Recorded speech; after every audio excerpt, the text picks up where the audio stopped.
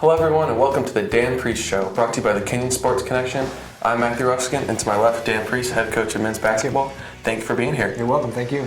So you guys had a couple of big games this past week. First off, a tight 1-point win at Oberlin for the first NCAC win on the season. Can you just take us through that game and what you guys did to pull that one out? Sure. We played a little bit harder, played a little bit better. We were up, 8 or 9 at half, and kind of hung on.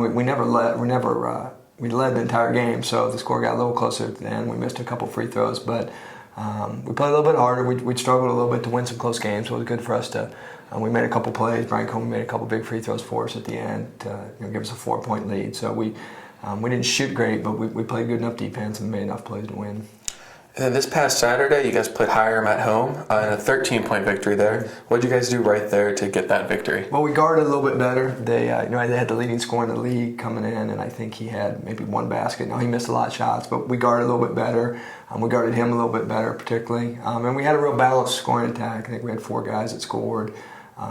We had a couple of our juniors played much better. John Bray was able to score. So we had, we didn't have one guy with 25 or 26, but we spread it around quite a bit. And we got to the free throw line more and made more foul shots.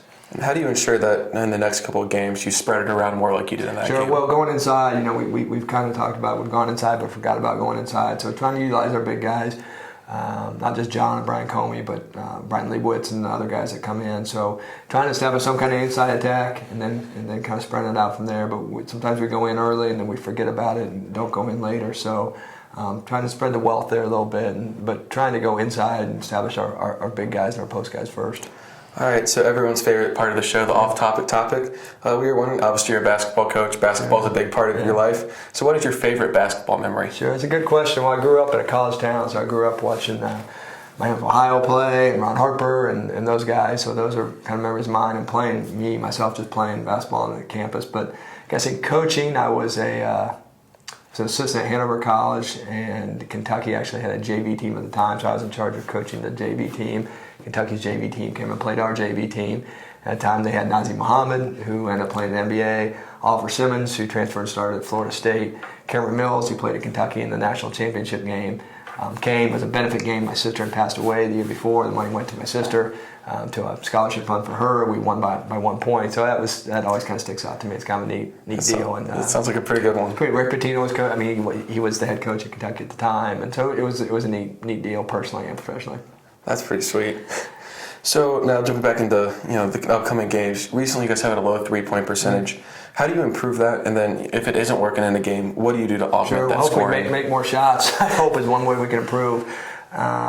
It's probably not our strength, but I think we have some guys that are going to shoot better. We just keep talking about trying to shoot the shots we're going to make and playing towards what we do well.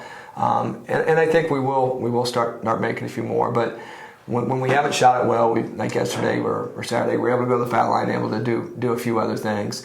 But we just keep talking about trying to get the shots that we want to take, and I think eventually that we got guys that can make enough shots that they'll go in. And do you tell the guys who are shooting the threes and missing just to keep taking them? Well, absolutely. I mean, they can't be gun shy, but we talk about shooting shots you're going to make a high percentage of. And eventually those things, over the course of a season or course of a game or course of a 3 or 4 game stretch, they eventually work themselves out. So you don't want guys gun shy that think, well, I want to shoot this because I've missed a few. And for us, we have to shoot some, we have to make some because we're kind of attacking the basket and people give Ken a lot of attention there. So we have to, and they'll keep. And they've made big shots. John Nondorf's made a lot of big threes. Jones made a lot of big ones. Tim Connolly, as he gets a little bit older and a little more experience here, hopefully he'll make a few for us too. And I think Brian Leibowitz will too. So coming up now tomorrow, you guys are playing Allegheny here at home. Can you take us through the keys in that matchup and what do you expect for Allegheny to bring? It's kind of big for us because we won 2 in a row in our league here. It's our last league game, our last conference game before we go into Christmas. So it's a big deal for us. They're different than us. We're a little bit bigger, stronger, rebounding, playing inside. They're a little bit more going off the dribble and trying to contain penetration. So the key for us will be, can we do that? Can we keep the ball in front of us? Can we keep their little guards in front of us? Can we challenge a 3? And then can we score inside and can we rebound? But it presents different problems for us because we're a little bit bigger at 3, 4, and 5, which makes it harder for us to guard them off the dribble. Hopefully it makes it harder for them to guard us around the basket. And then this Friday, playing Albion. Yep. Can you tell us, what you're expecting from them in that matchup and what you're going to try to do to counter that? Big game for us because it'll be our last we go to New York and play New York conference games, non-conference games, but a big non-conference game for us.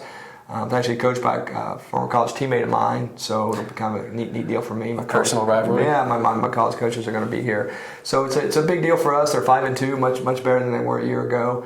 Have already beaten Wabash in our league by 20 points, so it'll be a real good test for us to kind of see where we're at going into Christmas.